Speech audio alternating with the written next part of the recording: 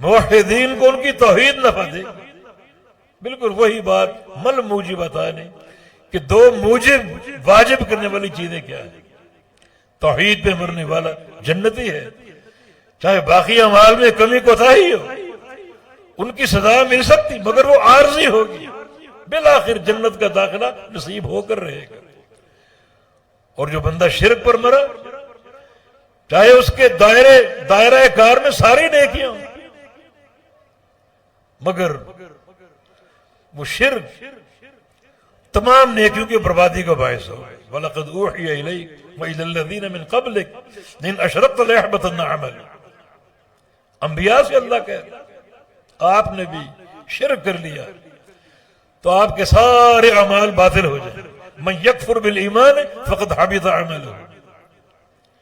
جو بندہ ایمان کے ساتھ کفر کر بیٹھے، اور ایمان کی پہلی اساس اللہ کی توحید، اس میں اگر انکار آ جائے، شک و شبہ آ جائے، کوئی خلل آ جائے، فقد حابط اعمالہ، اس کے تمام اعمال برباد۔ تو توحید نفع دے گی، اس دن توحید نفع دے گی، باقی سب برباد۔ اب عظمت توحید کیا ہے؟ صحیح بخاری میں مشہور حدیث، الایمان بضع و شعبۃ، ایمان کے 70 سے کچھ اوپر شعبے ہیں۔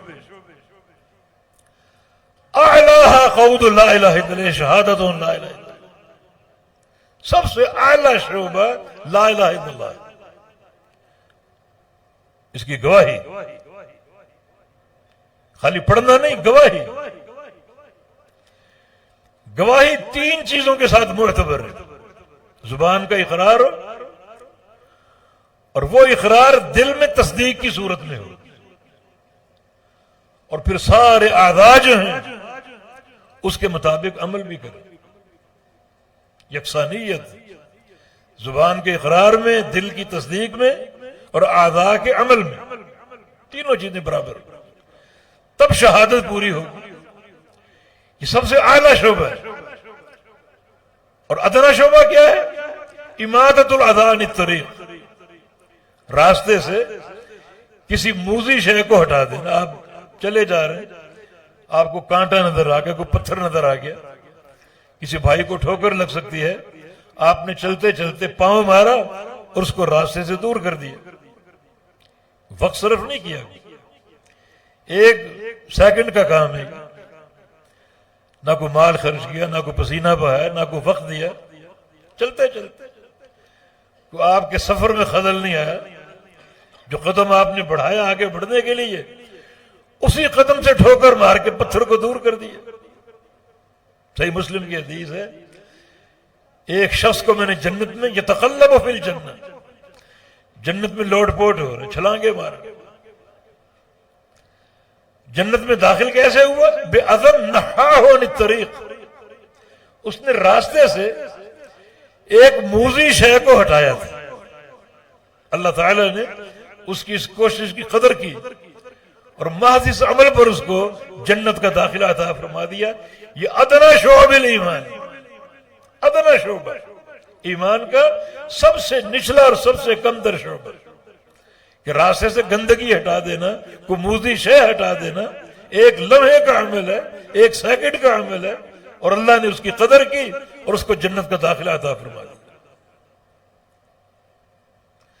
تو اعلیٰ شعبہ کتنا باعث اجر ہو، توحید کا کیا مقام ہو، وہ مقام بھی سن لے۔ مسند احمد کی حدیث،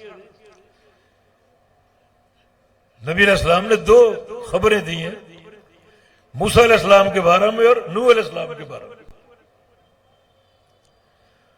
اور نوح علیہ السلام والی سند صحیح ہے، موسیٰ علیہ السلام والی سند جو ہے اس میں کچھ ضعف ہے، مگر یہ نوح علیہ السلام والی حدیث اس کی تقویت کا باعث، معنی دونوں کا ایک، شاہد کے طور پر پیش کر سکتے۔ نوح علیہ السلام والی حدیث کیا ہے؟ جب وہ آخری وقت ان کا آیا، اور یہ آخری وقت کب آیا؟ جب وہ 950 سال تک اللہ کی توحید کی خدمت کر چکے تھے، لا الہ الا اللہ کی خدمت کر چکے تھے، بستر پہ بیٹا بھی بیٹھا، یا بنی اوصیک بلا الہ الا اللہ، میرے بیٹے جو میں نے 950 سال کام کیا ہے اس کلمہ لا الہ الا اللہ اس کی خدمت کا، وہ وصیت میں تجھے دے کر جا رہا ہوں، لا الہ الا اللہ، اس کو پکڑ لو۔